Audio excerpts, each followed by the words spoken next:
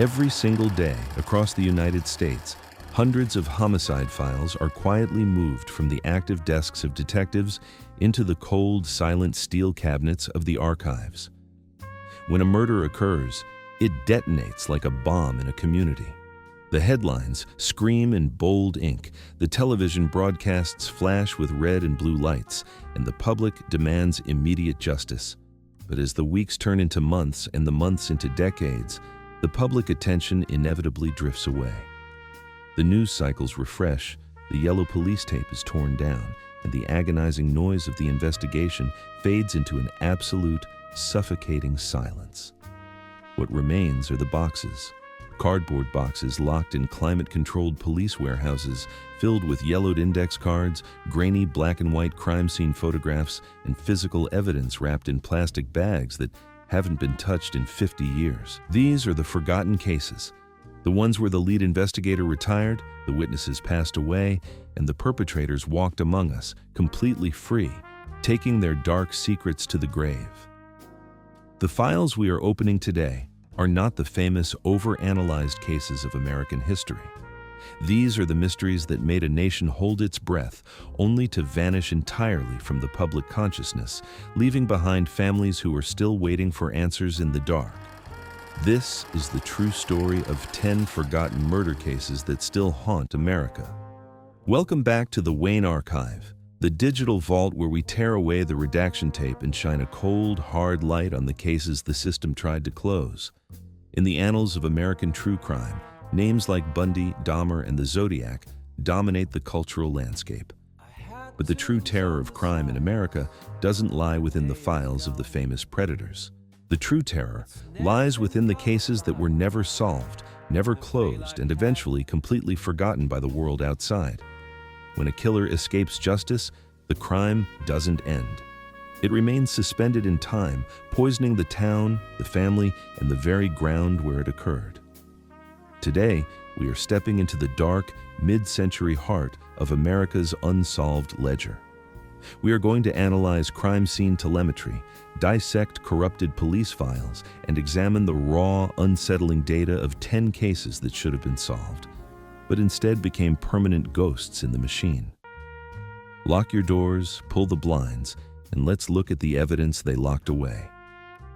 We begin our descent in the winter of 1959, deep within the humid, isolated orange groves of Osprey, Florida. This was the era of the pristine post-war American dream, where families left their front doors unlocked and the home was considered an absolute, impenetrable sanctuary. But on the night of December 19th, that illusion was violently, permanently shattered. The target was the Walker family. Cliff Walker, a hard-working cattle rancher, his young wife Christine, and their two small children, 3-year-old Jimmy and 5-week-old Debbie.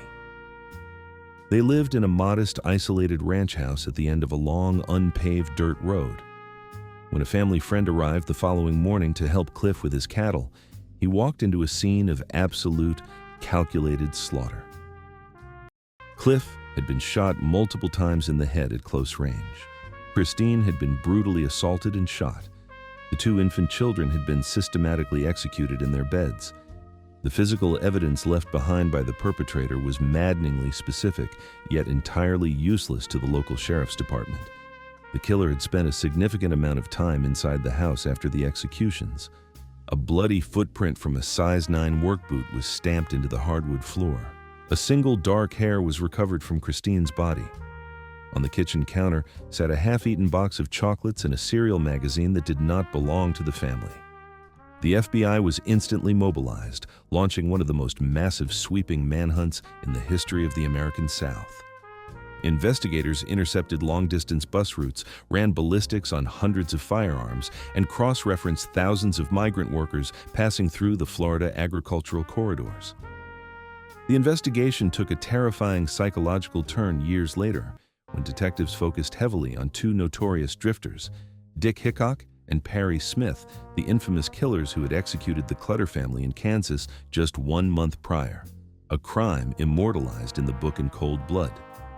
Telemetry data proved that Hickok and Smith were actively driving a stolen vehicle through the exact county in Florida on the night of the Walker family murders. They had even checked into a motel just miles from the ranch. Yet, when polygraph tests were administered, the results were inconclusive. Decades later, in 2012, the bodies of Hickok and Smith were exhumed from their graves in Kansas to extract DNA to compare against the semen and hair found at the Walker crime scene. But the decades of poor storage conditions had completely degraded the evidence. The DNA profiles were corrupted. The case remains open, a frozen piece of 1950s horror locked in a vault, with the true identity of the monster who wiped out an entire family lost to the damp Florida air.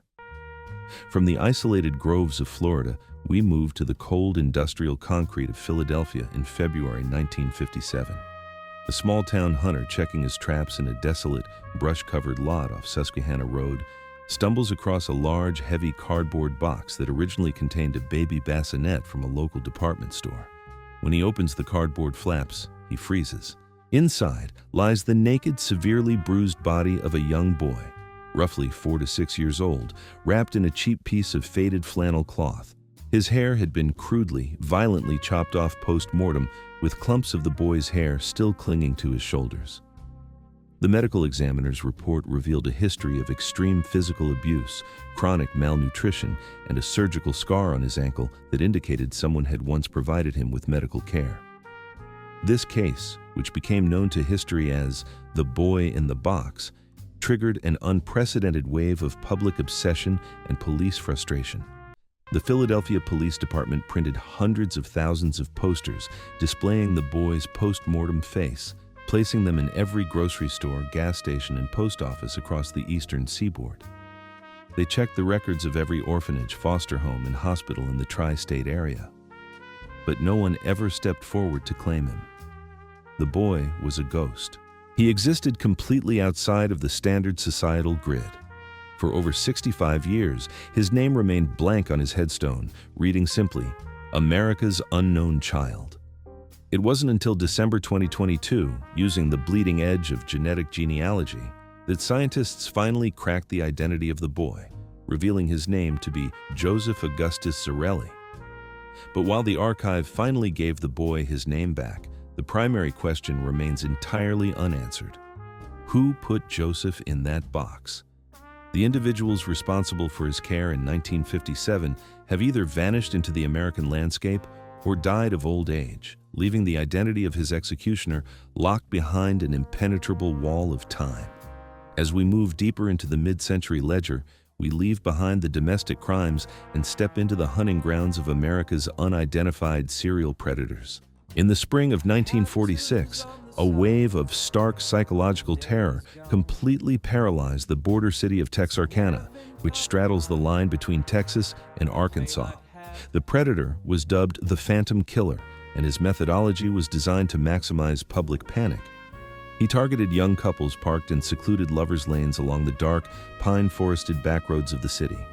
Operating exclusively under the cover of a new moon, the Phantom would approach the vehicles wearing a heavy white linen sack over his head with eye holes crudely cut out of the fabric. He did not just kill, he executed his victims with a heavy military precision .45 caliber pistol, leaving the bodies arranged in bizarre, calculated positions along the dirt tracks. The Texarkana moonlight murders triggered an immediate absolute breakdown of civil order in the city.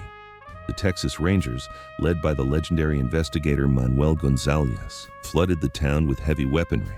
General Douglas MacArthur-style curfews were established, businesses closed their doors at sunset, and citizens armed themselves to the teeth, booby-trapping their front doors and windows with tripwires and shotguns. The Phantom seemed to possess an intimate, terrifying knowledge of police patrol routes, striking in the exact zones where the Texas Rangers were not looking.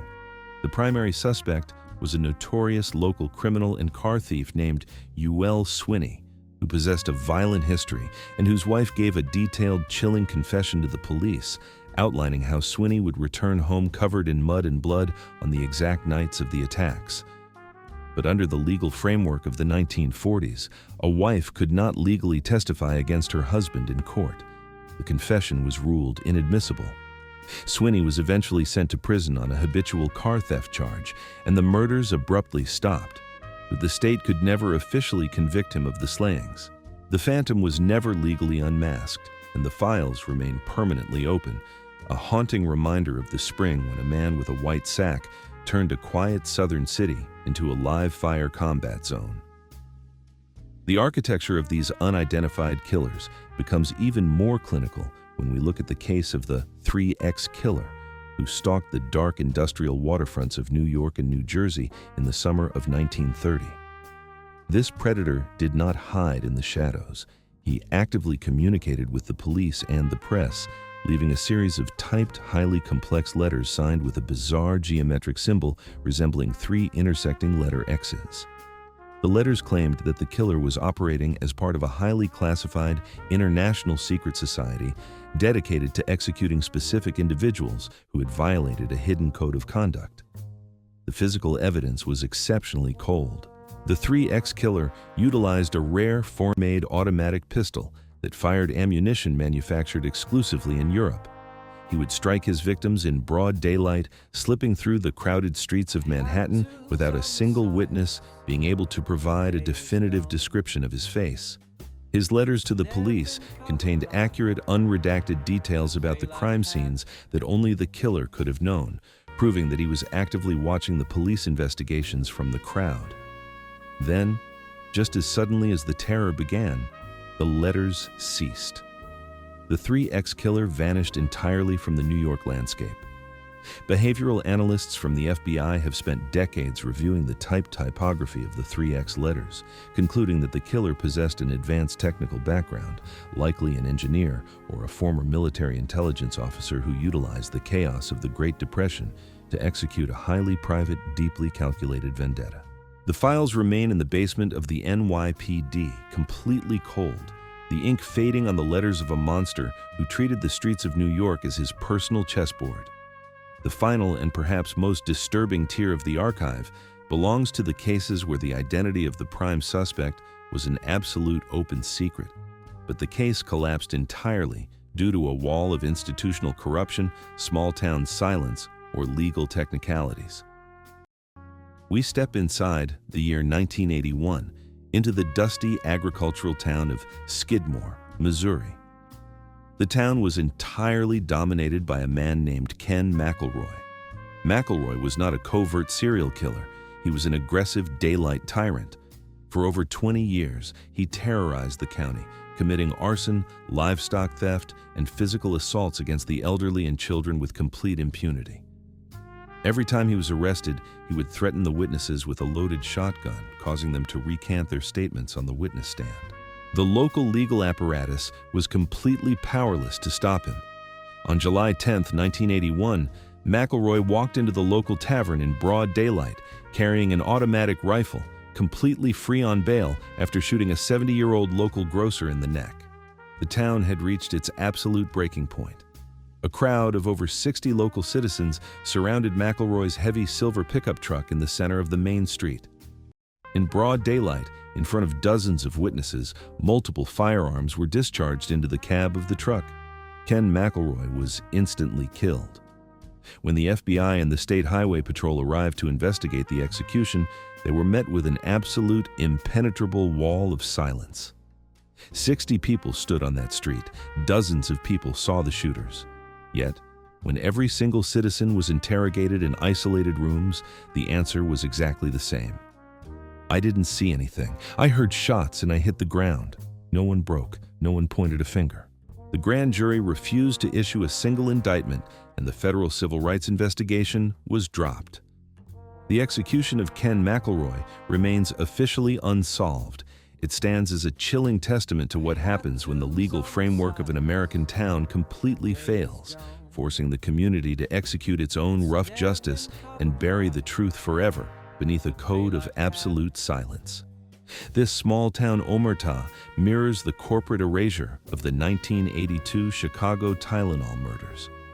Over the course of a single week in September 1982, 7 completely innocent individuals collapsed and died in agonizing pain after consuming standard over-the-counter Tylenol capsules.